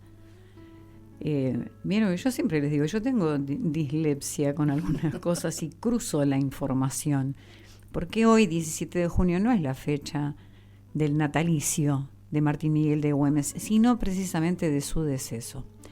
Él muere con 36 años. Sí, así es. Sí, el 17 de junio del año 1821. Pero ustedes no me corrigen, ustedes tienen que decir enseguida, ¿qué está diciendo? No. Tienen que estar atentos porque saben que yo esas metidas de pata, pero como soy consciente de cuando digo algo fuera de lugar, inmediatamente me retracto. Y es parte de la producción en vivo. Claro. Sin dudas, porque acá no hay vuelta atrás, o sea, es como cuando ustedes salen al escenario, los actores, sí, ¿no? Que por más que hayan ensayado un montón, en el momento que están en el escenario... remarla. Hay que remarla como se pueda. Es ahí y va a salir lo mejor de lo mejor, sin dudas, pero es tirarse a la pileta sin saber si hay agua en el fondo. Así que bueno... hice ya mi fe de ratas correspondiente al martes 17 de junio, que como les dije entonces es la fecha en la que Martín Miguel de Güemes falleció. Él era hemofílico y en una emboscada le pegan un tiro, la herida nunca cicatriza a causa de su enfermedad y a los 10 días de esa emboscada él termina falleciendo. Nace en realidad el 8 de febrero del año 1785.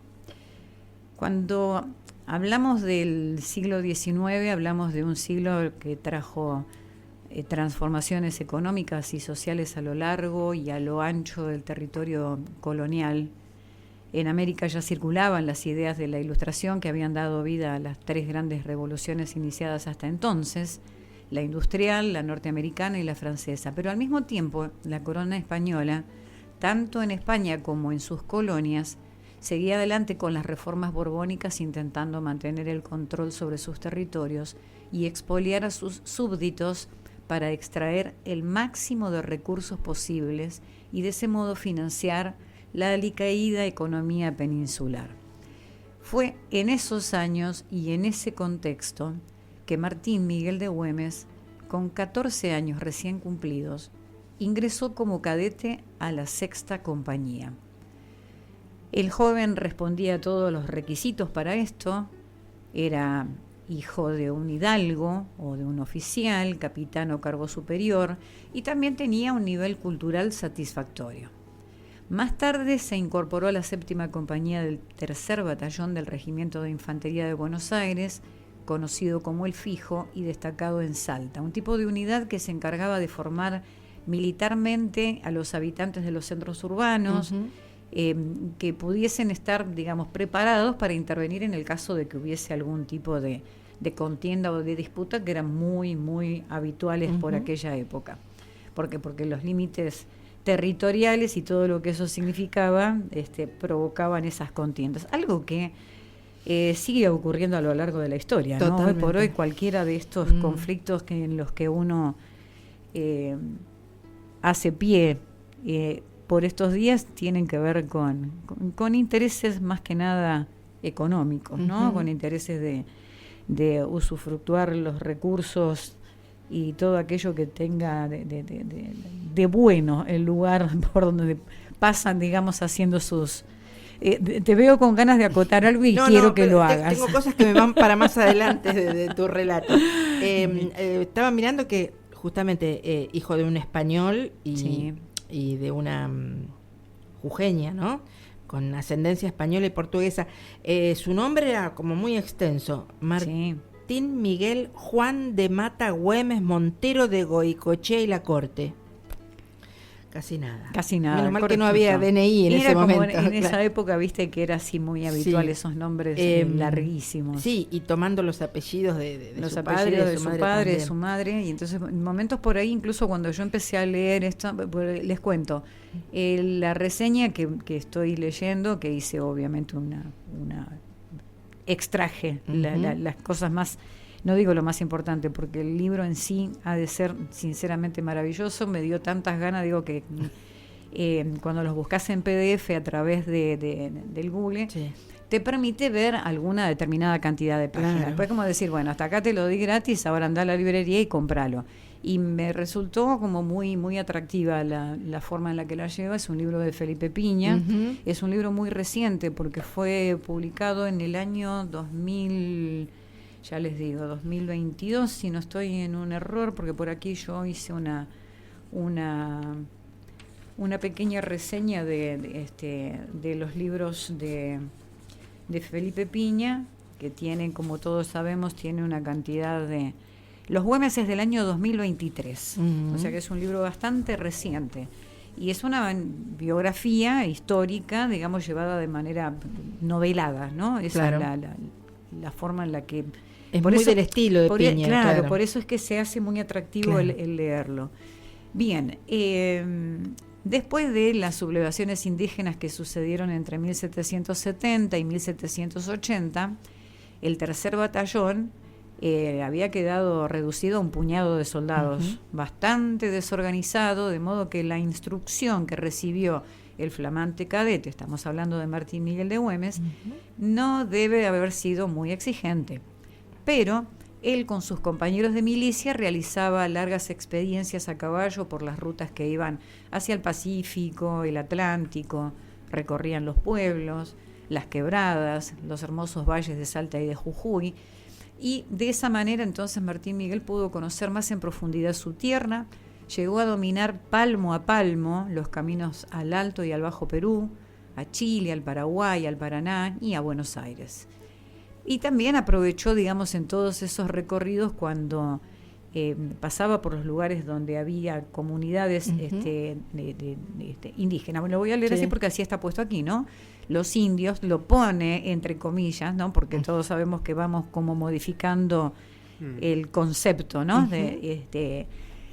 Y él aprovechó, digamos, las enseñanzas y de esa manera aprendió a superar los desafíos de la naturaleza, a entenderla, a respetarla, y todo lo que tenía que ver con el folclore, con el ganado, es decir, conoció la tierra bien hacia adentro, ¿no? Con todas sus connotaciones.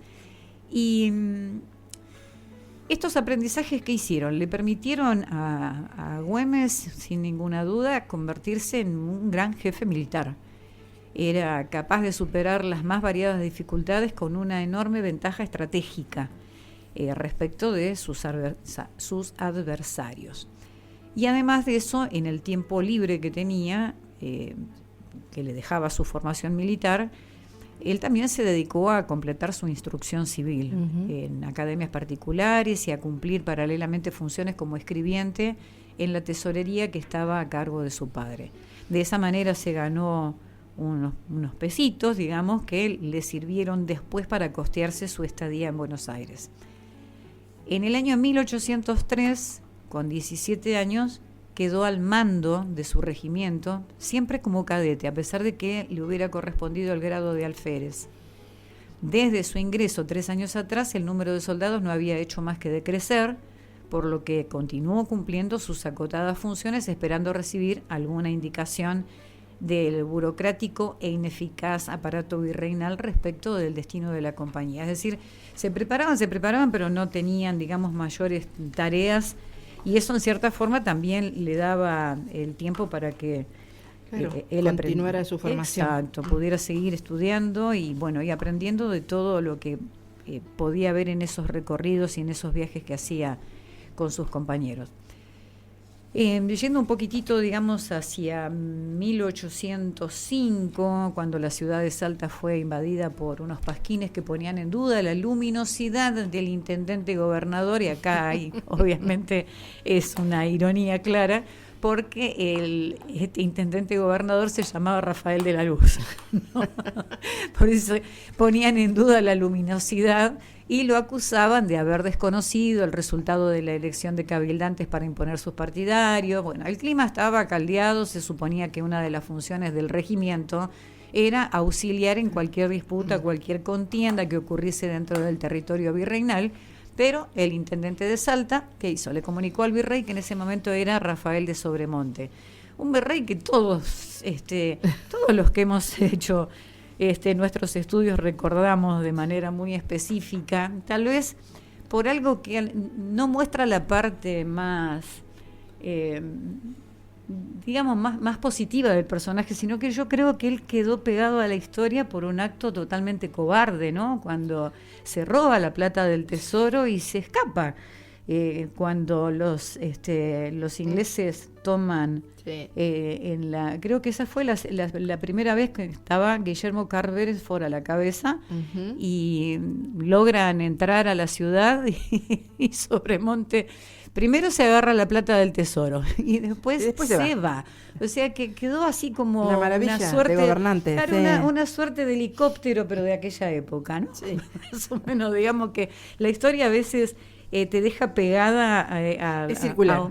Claro, además de ser circular, es como que el tipo habrá hecho cosas que fueron buenas, sin duda, pero bueno, estas fueron más graves. Ese entonces fue un hecho que lo dejó muy marcado. Cuestión que entonces el virrey Sobremonte, el intendente de Salta le comunica a Sobremonte que la tropa del regimiento de Buenos Aires existente en la provincia está reducida nada más que a un cadete y a 3 soldados viejos, por lo que no es suficiente para auxiliar las urgencias que tenga la presidencia de Charcas. En respuesta, Sobremonte le ordenó enviar a Buenos Aires al único cadete de la 7ª compañía del 3er batallón a fin de que reciba la instrucción correspondiente a su clase. Esta decisión menor tendría, sin embargo, una enorme influencia en el futuro del héroe gaucho. En octubre de 1805, Martín Miguel ya tenía 20 años, partió a la ciudad Puerto, llevaba con él a 4 aprendices de música que iban a Buenos Aires a estudiar para luego formar una banda en el Regimiento de Caballería de Salta, que estaban bajo su responsabilidad, y ese largo viaje lo hizo en compañía de su hermana, Macacha, y el esposo de ella, José Román Tejada. Según les informó el cadete Güemes a sus superiores, el 24 de diciembre él ya había llegado a Buenos Aires. Se alojaron en el cuartel del Cuerpo de Dragones y durante los 2 años que estuvo en la capital continuó recibiendo instrucción militar, pese a que tenía edad suficiente para ser oficial y a que ya había aprendido a manejar armas y tropas al mismo tiempo que invertía todos sus ahorros y el dinero que recibía de su madre en educarse. Todo eso está anotado, ¿no? Es como un testamento que su madre había dejado anotado la plata que se gastaba en la instrucción de su hijo, ¿no? Y se consigna haber gastado 3.000 pesos en la educación de su hijo. Y también en un documento suscripto por Luis Güemes que señala que Martín Miguel gastó en su propia educación 3.800 pesos, que para la época era un monto muy significativo. Claro. ¿Bien? Esto en cuanto a sus conocimientos, porque él también se instruyó en lo que era geometría, dibujo, arquitectura, es decir, era una persona con una capacidad de aprendizaje bastante importante. Vamos a finales del siglo XVIII, Gran Bretaña atravesaba una etapa compleja, pese a que se encontraba en pleno proceso de producción de manufactura. Como consecuencia de la revolución industrial, había perdido sus colonias de América del Norte. Esto la llevaba a la búsqueda de nuevos mercados para colocar sus manufacturas y a su vez productores de materia prima para sus fábricas. La riqueza potencial y la ubicación del virreinato del Reino de la Plata representaba en ese sentido una gran oportunidad, claro, ¿no? De modo que después de varios años de sopesar los intereses mercantiles y los riesgos militares, los británicos prepararon una expedición armada para poner un pie en la región y ganar su control político y comercial. digamos que ahí más o menos tenemos en claro cómo va la historia, ¿cierto? O sea, cómo llegan a nuestras costas. El desembarco se produjo en las costas de Quilmes, en donde los ingleses pasaron la noche hasta que por fin las autoridades militares del virreinato decidieron hacer sonar la alarma general y reunieron en el fuerte, donde hoy está la Casa Rosada, a las pocas tropas disponibles y a los milicianos. En medio de ese desorden y después de repartir las pocas armas con las que contaban, los enviaron a distintos puntos de la ciudad para intentar una defensiva improvisada. Martín Miguel y los hombres que estaban bajo las órdenes del teniente coronel Juan Antonio Olondris se apostaron en el puente de Gálvez, el cruce sobre el río donde hoy está el puente Pueyrredón. A mí me encanta cuando vemos esta parte de la historia, porque bueno, yo soy nacida en Buenos Aires, lo mismo que Cristina, y entonces todos estos sitios son muy conocidos para nosotros, ¿no? Cuando habla de las playas de Quilmes, cuando yo era adolescente, las playas de Quilmes era el lugar donde todos concentrábamos para tener contacto con el río, que todavía no estaba contaminado como ahora, ¿no? Bueno, ya de hecho en mi adolescencia me acuerdo que había carteles que te decían que era mejor no meterse, pero la gente cuando arreciaba el calor se metía igual. Puente Pueyrredón, he cruzado el Puente Pueyrredón durante más de 40 años de mi vida. Claro. Entonces cuando se nombran estos sitios donde es posible que uno pueda imaginar toda esa que por ahí pasó gesta. La historia. Exacto. Claro. Yo digo, es muy dura la historia y al mismo tiempo uno la recuerda y dice, yo sé, conozco ese lugar. Bien. Entonces, como les decía, allí donde está el Puente Pueyrredón, ubicaron 2 cañones volantes con los que se defendieron con empeño hasta que los ataques del adversario fueron más poderosos y las municiones se agotaron. Con las pocas tropas criollas dispersas y diezmadas, los ingleses pudieron cruzar finalmente el riachuelo. Y en la mañana del día 27, cuando el general Beresford se enteró de que el virrey Sobremonte había huido con algunas tropas y los caudales públicos, dejando a Buenos Aires y sus habitantes totalmente indefensos, entró a la ciudad como Pancho por su casa sin ninguna clase de problema. Eso no lo dice Felipe Piña, lo dije yo.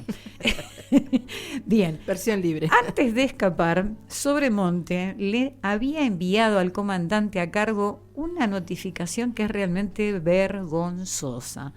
La notificación decía lo siguiente: si tiene tropa y armamento, defienda la ciudad.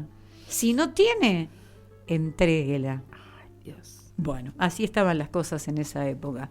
El Cabildo Virreinal de Buenos Aires, en su informe a la corona, decía: como veremos, más allá del desprestigio personal del señor Marqués, acusado precisamente de cobardía, lo que rápidamente se derrumbó fue la confianza en las autoridades nombradas desde la metrópoli.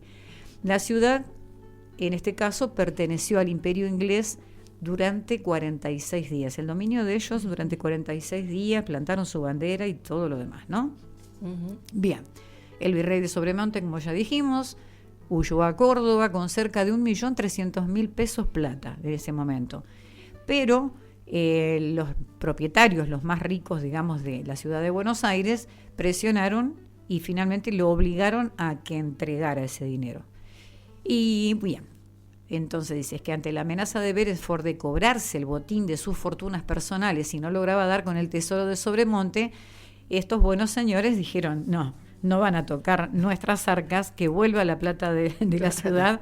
Y entonces de esa manera Sobremonte tuvo que dejar la billulla y seguir su camino. Bien, pasamos el tiempo. 4 de agosto, las tropas criollas desembarcaron silenciosamente en el puerto de Las Conchas. ¿Por qué? Porque en el medio, o sea, Sobremonte le había dado un mensaje a Martín Miguel de Güemes que le tenía que entregar a otra persona, y vos imaginate que estamos hablando de esa época en donde no es que vos hacías el recorrido de un sitio al otro en tiempo récord, todo llevaba tiempo. Entonces, no había teléfono. Lógico, no había, en ese momento no había WhatsApp, nada de eso, o sea que él no llegó a tiempo como para lo que venía, pero sí para que le encargaran una nueva tarea, digamos, ¿no? Entonces, 4 de agosto, las tropas criollas desembarcaron silenciosamente en el puerto de Las Conchas, hoy Puerto del Tigre, que se encontraba a 6 leguas de la ciudad. Y así, sumando más fuerzas clandestinas, se fueron uniendo a lo largo del camino, comenzaron la marcha hacia Buenos Aires. Tras derrotar a la guarnición inglesa apostada en el Retiro, seguimos hablando de sitios muy emblemáticos de la ciudad de Buenos Aires, las fuerzas reconquistadoras siguieron avanzando.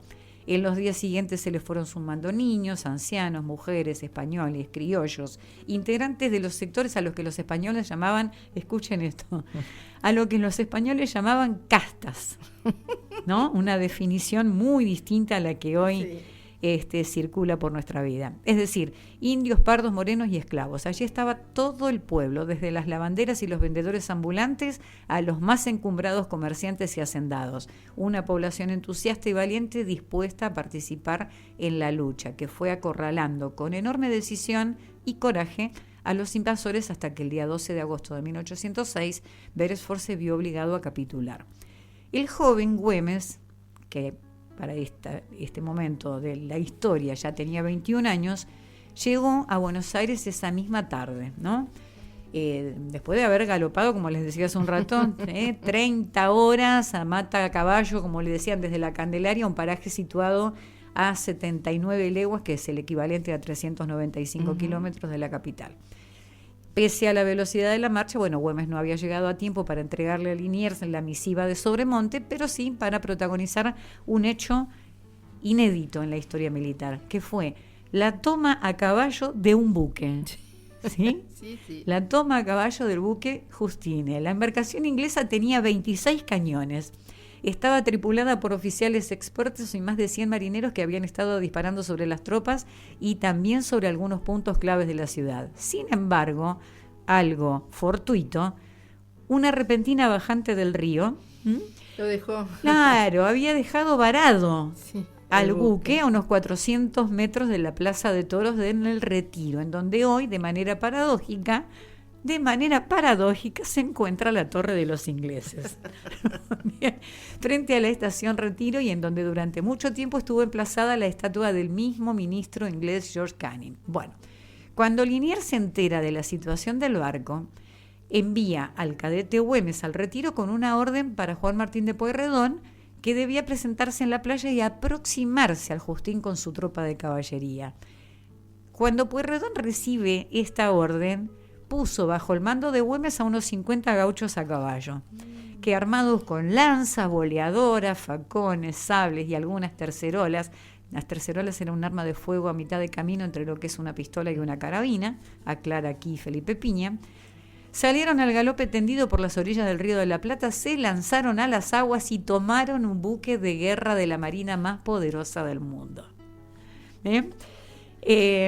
Años después, el tradicionalista argentino Pastor Servando Obligado, hijo de Pastor Obligado, gobernador de la provincia de Buenos Aires, publicó en el diario La Razón el día 12 de agosto de 1920, fíjate que la misma fecha, años después, un artículo titulado Güemes en Buenos Aires, en el que escribe que Liniers le indicó a Güemes: usted, que siempre anda bien montado, galope por la orilla de la Alameda, que ha de encontrar a Pueyrredón acampado a la altura de la batería Abascal, y comuníquele orden de avanzar soldados de caballería por la playa hasta la mayor aproximación de aquel barco que resta cortado de la escuadra en fuga. La orden solo era aproximarse al buque. No había referencia de abordaje. Y Pastor dice: con el agua al encuentro de sus caballos rompían el fuego las tercerolas, cuando asomó el jefe inglés haciendo señas con un pañuelo blanco desde el alcázar de Papa rindiéndose. Anécdotas, ¿no?, que pintan a estos podemos decir héroes de nuestra historia. Por más que durante muchísimo tiempo y hasta no hace tanto, particularmente la figura de Güemes fue denostada, fue minimizada, estaba buscando cómo era el titular del diario La Gaceta cuando muere Güemes, cómo titula la muerte de Güemes. ¿Cuál es el título, Cris? Lo busco, pero totalmente despreciando su accionar. Obviamente todo a partir de la visión centrista de Buenos Aires. Sí, ¿no? Además de la visión centrista, también una cuestión muy prejuicio, ¿no? De pensar que porque él era hombre de a caballo, gaucho con su gente, no le daban una entidad superior, lo consideraban, qué sé yo, no sé, un bárbaro, ¿no? Una cuestión así. Cuando fue una persona, de más allá de sus virtudes como patriota, también como militar, sí, tenía como militar, muchísima formación y todo. Mucha formación, muy instruido, es una persona muy culta, y sin embargo en algún momento lo querían mostrar como un bruto a caballo.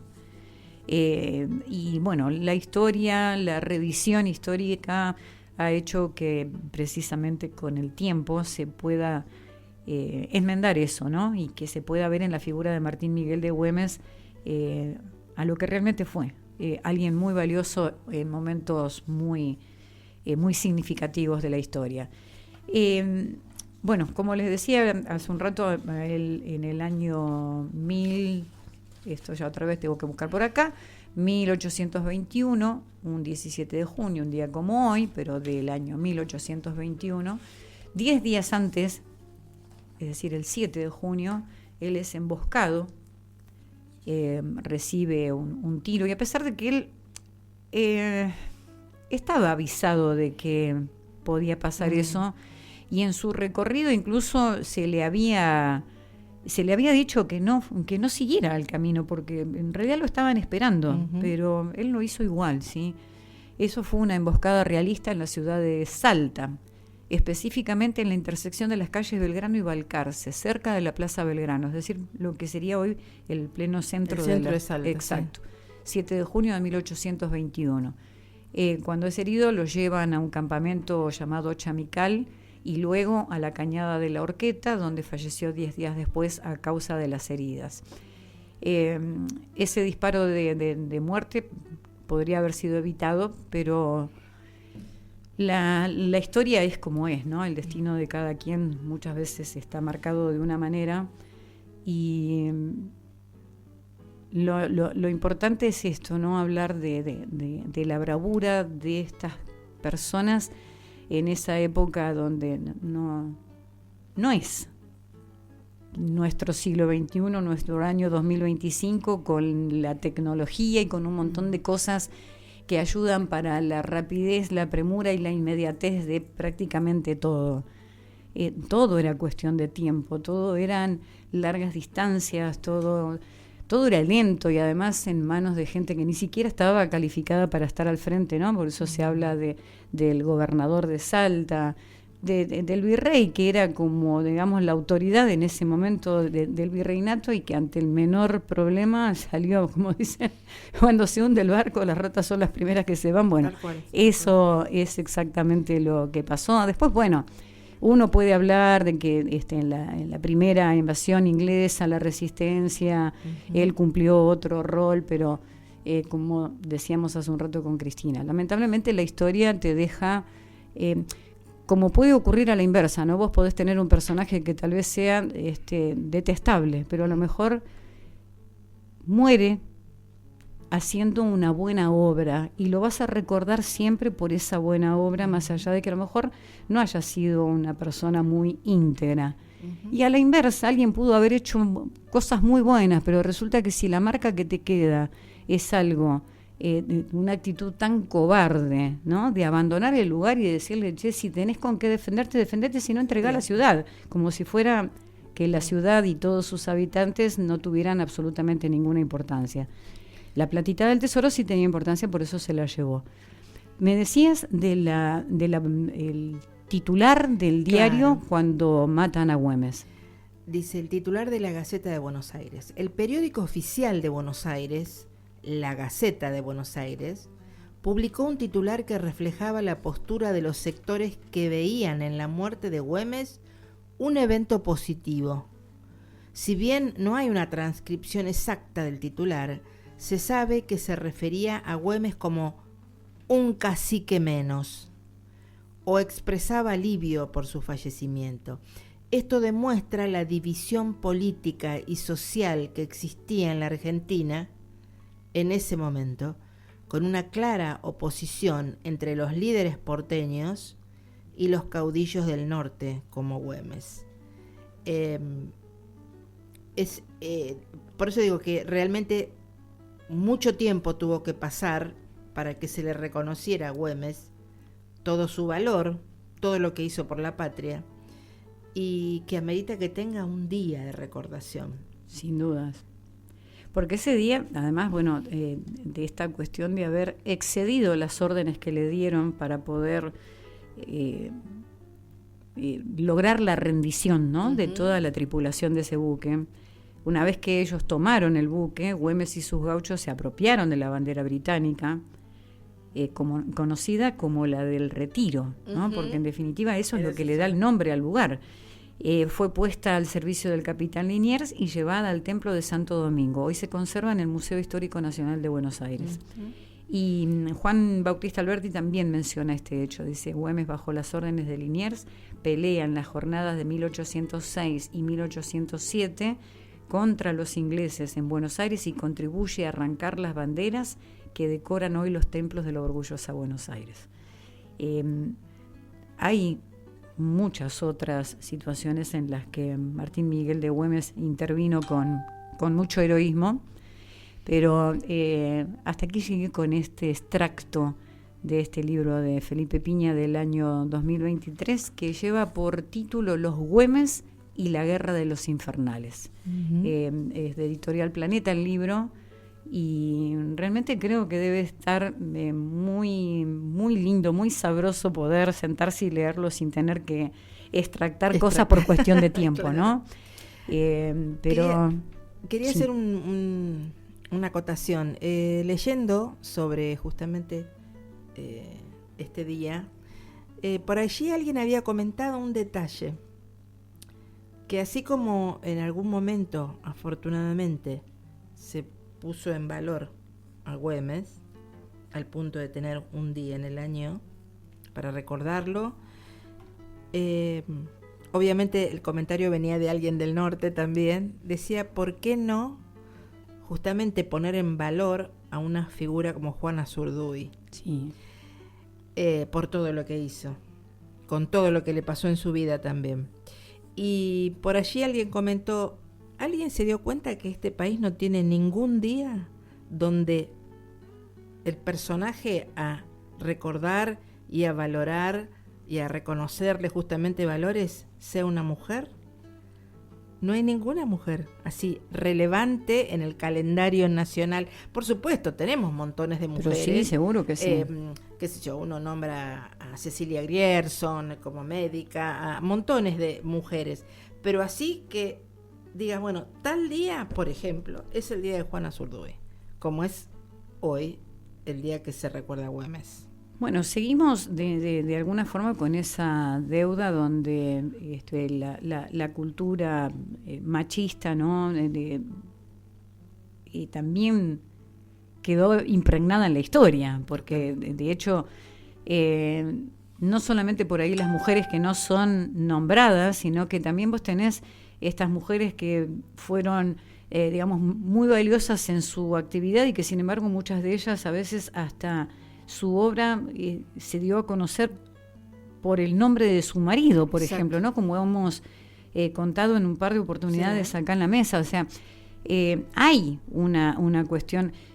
Hace muy pocos días Graciela Voz compartió en el grupo de WhatsApp que tenemos, que quedó desde que se hicieron las jornadas del 8 de marzo, una lista de nombres, que voy a volver a chequearlas porque hacía la lista de nombres de un montón de mujeres que estuvieron en la historia y que, como vos decís, no hay reconocimiento. Es decir, no existe el día donde uno diga, hoy es el día de, y recordar que esas mujeres también estuvieron en la lucha, también estuvieron en la... Por eso el libro de Felipe Piña se llama Los Güemes, porque su hermana también estuvo claro. Con él en el frente. Y sin embargo, viste, lo sabemos porque hay un historiador que hace un revisionismo y te lo cuenta, pero si no, en realidad no llega esa información. Bien, vamos a cerrar este bloquecito con un tema. Cuando recién empecé yo el segmento, sonó de fondo una versión muy linda, una versión que es instrumental, a cargo de Miguel Rivainera, que es un músico que suele tocar junto con Juan Falú, por ejemplo. Y tiene una versión de este tema que es bellísima, que es la Samba del Gaucho Guerrero, precisamente en homenaje a Martín Miguel de Güemes. Pero no quise que saliera mientras que nosotros leíamos, porque por ahí después YouTube nos mutea el tema y nos va a mutear las voces también. Entonces decidimos nada más que poner los primeros acordes. Pero ahora sí, vamos a cerrar con el mismo tema, Samba del Gaucho Guerrero, pero en la voz de Hernán Figueroa Reyes. Y llegó el minuto final. Se nos hizo corto el programa nuevamente. Sí. Pero dentro de todo abarcamos lo que teníamos en mente, así que estamos más que satisfechas. Y además llegaron mensajes muy lindos. Mensajes muy lindos. Le agradecemos a Sonia Juárez, le agradecemos a Adriana Apis.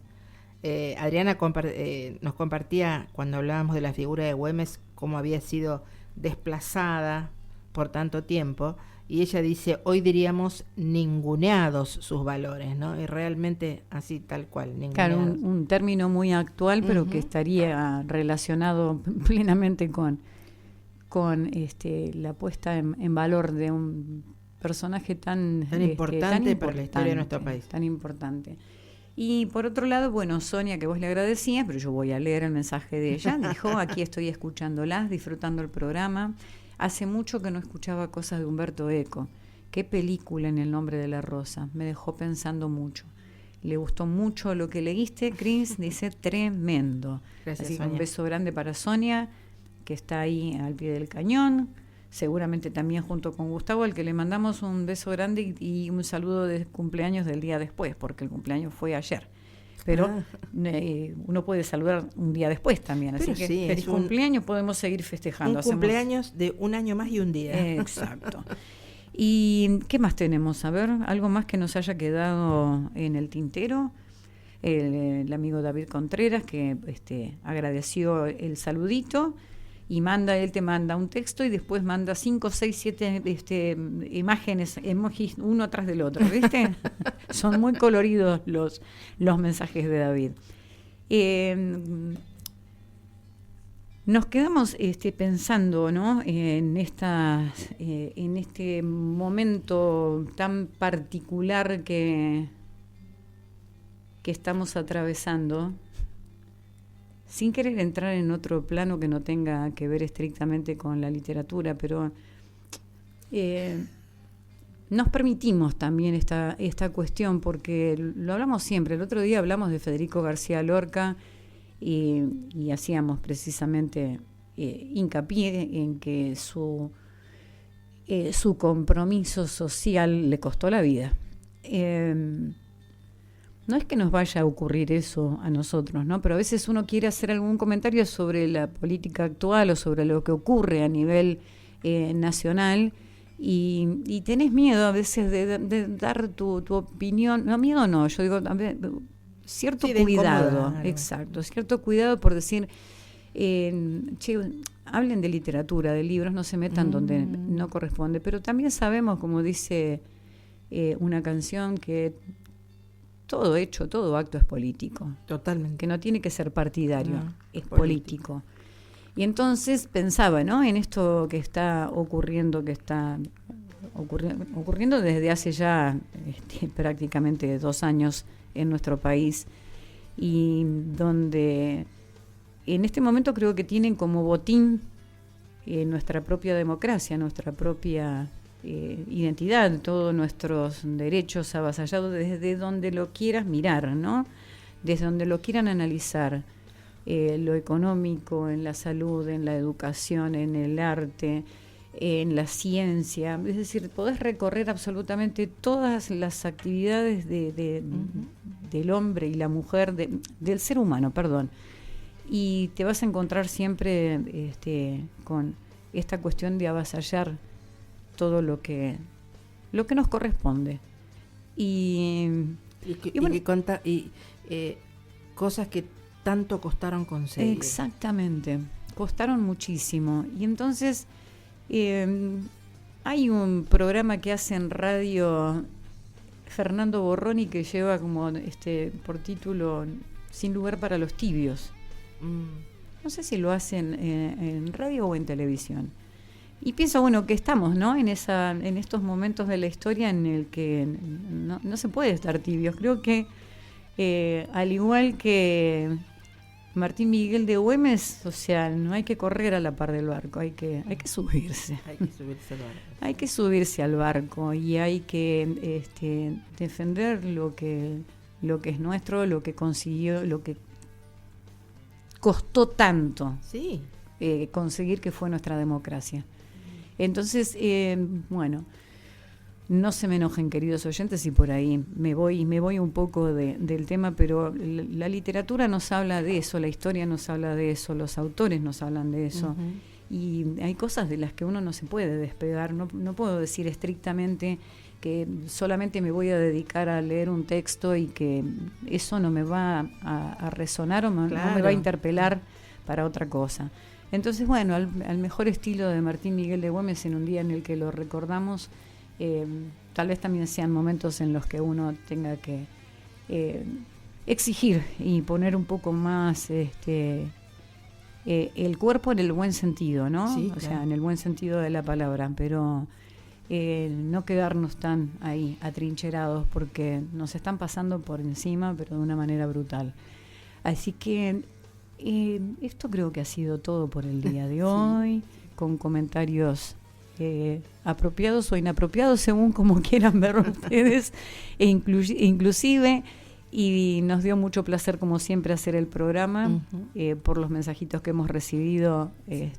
Los temas que tocamos han sido de vuestro agrado, así que nos vamos a ir muy contentas con nuestra labor.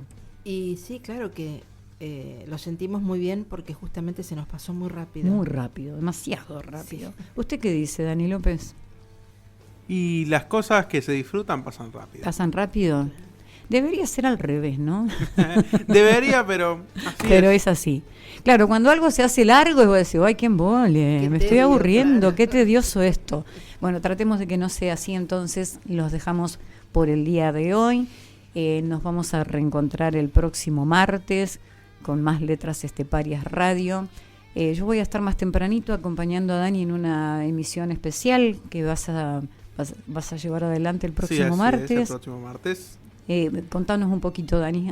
Viene un pequeño episodio especial en Luz Cámara Radio, enfocado en la historia del cine LGBT, un poco de sus obras. O sea, aquellos que tengan alguna obra del género que quieran compartir, pueden venir y compartirla con nosotros. Qué bueno.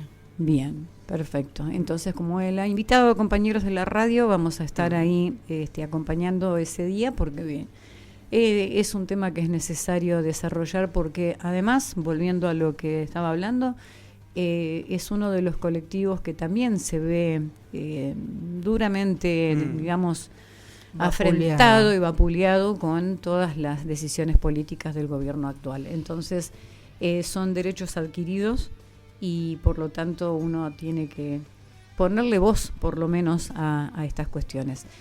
Gracias, Dani, por estar ahí en la operación técnica.